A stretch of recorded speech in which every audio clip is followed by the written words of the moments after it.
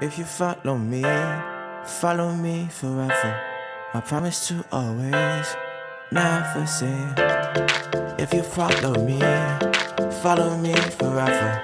I promise to always never say never. Give me loyalty, I guarantee your safety. No ifs, no buts, no maybes. If you follow me. Bonjour, bonsoir très chers téléspectateurs, j'espère que vous vous portez très bien, à merveille. Encore une fois, c'est votre présentateur Jonathan Chani qui vous revient avec un nouvel épisode de notre émission intitulée Le couloir vers la grandeur, qui est une sous-branche de Cœur à Cœur. Aujourd'hui, je viens vous partager une histoire exceptionnelle. Et cette histoire, c'est l'histoire de William J. Seymour. Qui est William J. Seymour? C'est la question que vous vous posez sûrement. William J. Seymour est un noir afro-américain. Et son histoire prend place dans les années 1900. Et cette période, pour ceux qui s'y connaissent très bien avec l'histoire, c'est une période qui est caractérisée par l'abolissement de l'esclavagisme et l'avènement de ce qu'on appelle la ségrégation raciale.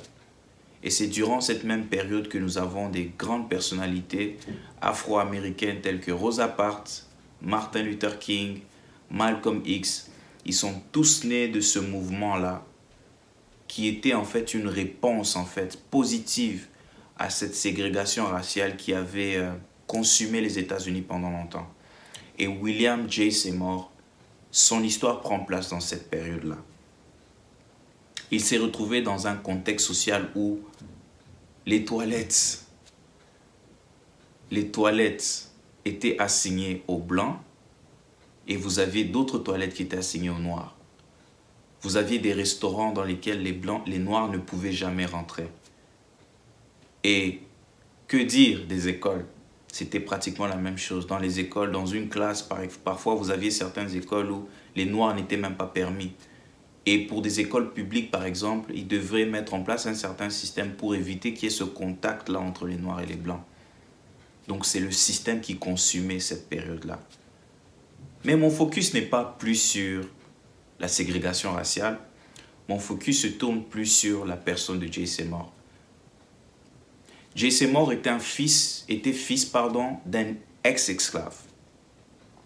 Et étant petit, J. Seymour a souffert d'une maladie pendant très longtemps et Dieu ayant fait grâce, il a pu être guéri par le Seigneur et ça va créer en lui un désir de vouloir servir Dieu quand il serait grand, quand le temps serait venu.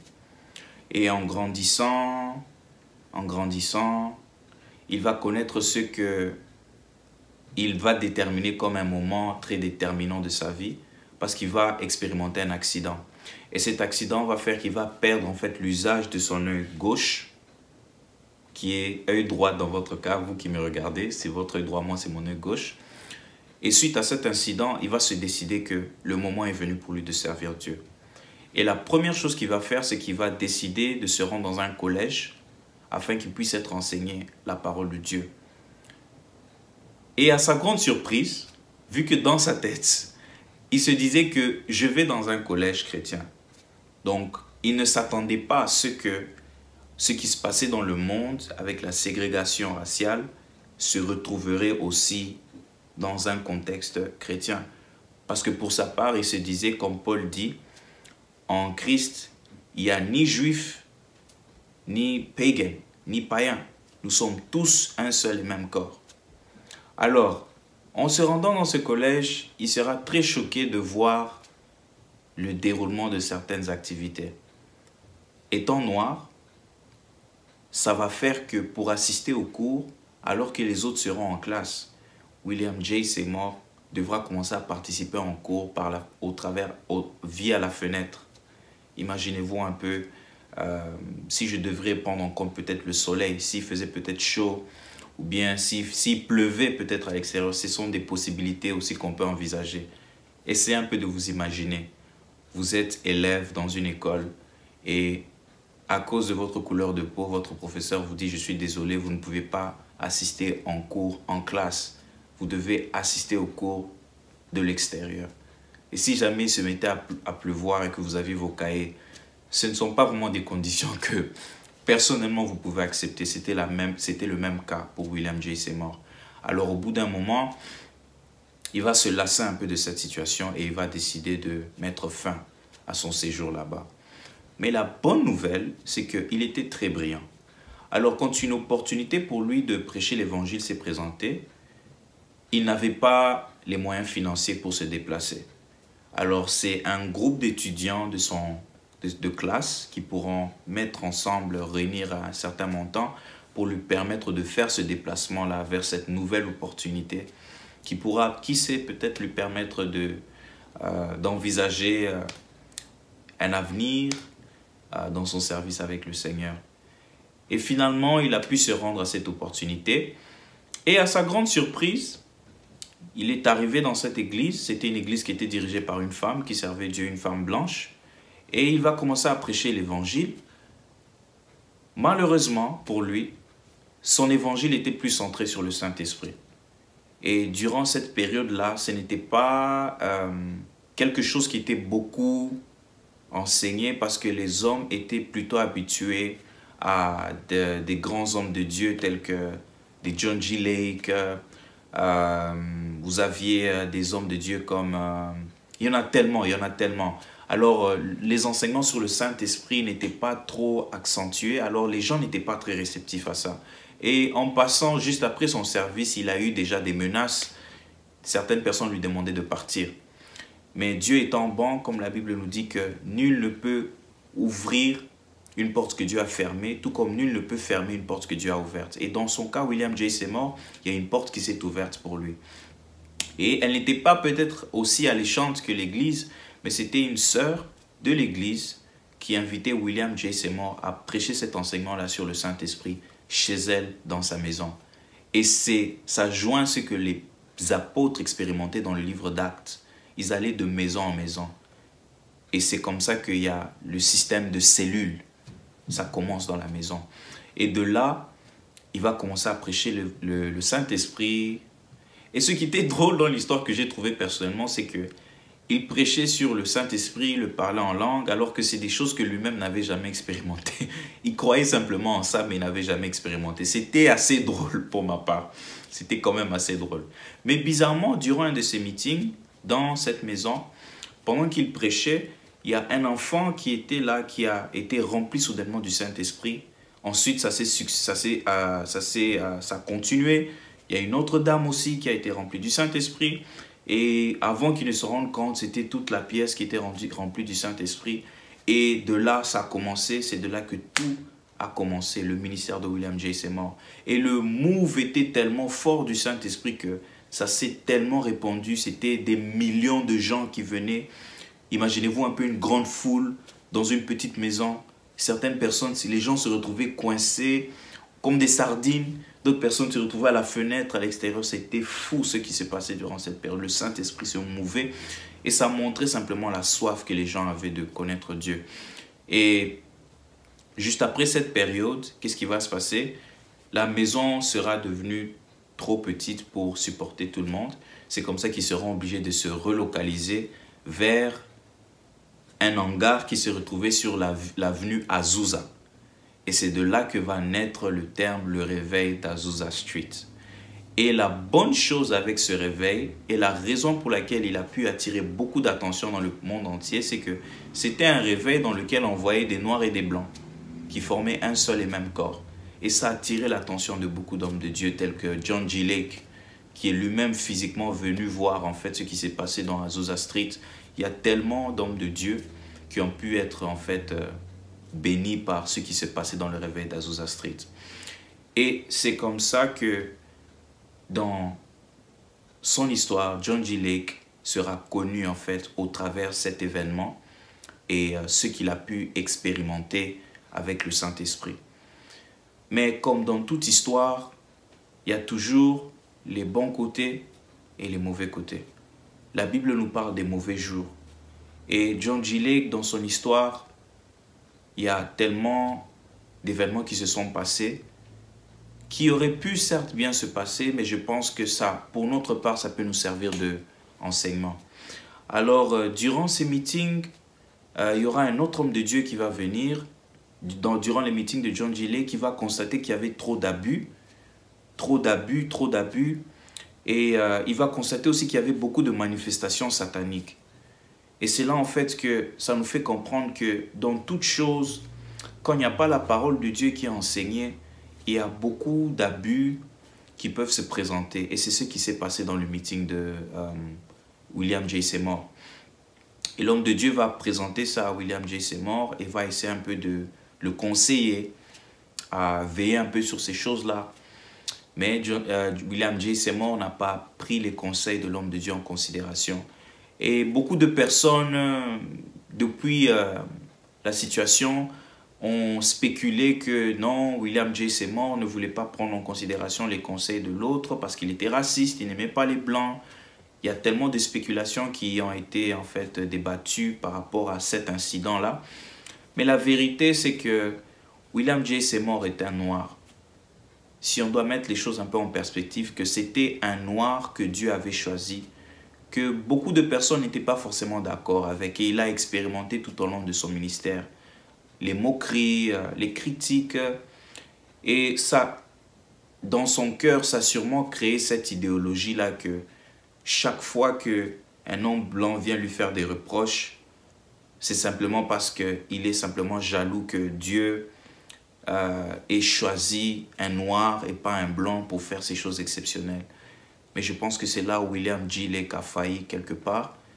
Et c'est ça qui a valu le déclin de son ministère.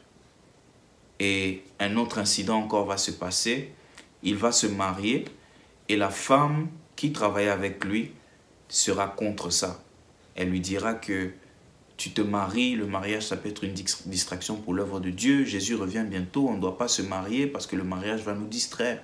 Et c'est comme ça qu'elle va rompre son partenariat avec lui.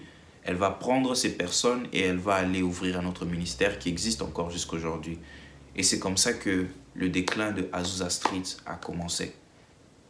Et c'est de là que aujourd'hui, ça reste simplement une histoire. Les seules preuves que nous avons du réveil d'Azusa Street, ce sont les maisons et les bâtiments. Et nous avons certaines pièces des personnes qui étaient malades. Voilà, donc ça sert un peu d'évidence que le réveil d'Azusa Street a réellement existé. Alors, c'est quoi la morale de l'histoire pour nous? Qu'est-ce qu'on doit retenir de l'histoire du grand William J. Seymour? La première chose qu'on doit retenir, c'est que quand Dieu nous appelle à faire quelque chose, il ne nous appelle jamais seul. L'œuvre peut commencer au départ seul avec nous, mais pendant qu'on évolue dans notre appel, Dieu va toujours emmener des gens autour de nous pour nous aider. Et c'est important pour nous de reconnaître cela. C'est très important. Dans le cas de William J. Seymour, si peut-être il avait pris le conseil de son ami, peut-être aujourd'hui Azusa Street serait encore là. On aurait encore, peut-être pas William J. Seymour, peut-être son fils, son petit-fils, qui aurait continué l'œuvre de Dieu que son père avait commencé. Et c'est une très belle chose que j'aime avec cette histoire, c'est que ça nous fait comprendre que Dieu n'est pas dans le wow. Dieu est dans la continuité, il est dans l'accomplissement de son œuvre. La Bible dit que Dieu ne permet pas ce que sa parole revienne à lui sans avoir produit la raison pour laquelle elle a été libérée. Ésaïe 55. Donc, ça nous montre que Dieu est plus focalisé sur l'accomplissement. Dans le processus de l'accomplissement de son œuvre, étant un Dieu glorieux, il va toujours se manifester d'une manière exceptionnelle. Mais tout ça, ce sont des signes pour que les gens viennent à lui. Ce sont des signes simplement qui révèlent l'amour de Dieu. Dieu veut que les gens soient guéris. Dieu veut que les gens prospèrent. C'est pourquoi il fait tous ces miracles. Il élève autant d'hommes. C'est pour que ces hommes-là puissent être des mains étendues de Dieu vers les nations. Alors, si tu es quelqu'un qui regarde la vidéo pour la première fois aujourd'hui, sache que tu n'es pas tombé sur cette vidéo par accident. Dieu étend sa main. La Bible dit que dans les derniers jours, Dieu répandra son esprit sur toute chair. Et il dit que dans les derniers jours, les nations accourront dans l'église parce qu'il va élever son église. Et les réseaux sociaux, c'est une preuve. Aujourd'hui, nous avons la possibilité d'atteindre des millions de personnes avec une seule vidéo. Et Dieu le fait aujourd'hui. C'est avec cette vidéo qu'il a voulu en fait atteindre toi. Alors si tu ne connais pas encore le Seigneur, sache que tu ne peux pas découvrir c'est quoi cet appel qu'il y a sur ta vie. Tu ne peux pas savoir, tu ne peux même pas réaliser en fait les plans merveilleux que Dieu a pour ta vie. Mais pour le connaître, ce n'est pas compliqué. Jésus dit, je suis le chemin, la vie et la vérité. Nul ne va au Père sans passer par moi. Alors si tu es prêt à recevoir ce Jésus, ce n'est pas compliqué. Tu vas juste répéter ces paroles avec moi. Tu vas déclarer ceci. Seigneur Dieu, je crois de tout mon cœur que tu es mort pour mes péchés et que tu es ressuscité le 3e jour pour m'apporter la vie éternelle. Je suis né de nouveau et ma vie t'appartient. Merci de m'aimer et merci parce que j'entame une nouvelle aventure avec toi, Seigneur. Dans le nom puissant de Jésus-Christ. Amen. Si tu as fait cette prière, il y a un lien qui va apparaître ici-bas. C'est un article qui s'appelle le Rhapsodie des réalités. C'est un dévotionnel qui va t'aider à connaître le Seigneur, qui va t'aider à grandir dans ta compréhension de la vie chrétienne que tu as reçue en Jésus. Et ça sera comme un compagnon de tous les jours que tu peux avoir qui pourra t'aider à comprendre aussi la parole de Dieu. Et sur ce, je vous dis merci et à la prochaine parce que je vous reviens avec un bel et nouvel épisode qui sera super exceptionnel. Donc, restez connectés et jusqu'à ce, toutes les bonnes choses à vous. Follow me forever. I promise to always never say never. Give me loyalty. I guarantee your safety. No ifs, no buts, no maybe. If you follow me forever. Cœur à cœur, un rendez-vous avec ton présent pour transformer ton futur. Cœur à cœur, parce que Dieu agit encore. Cœur à cœur, parce que Dieu agit encore.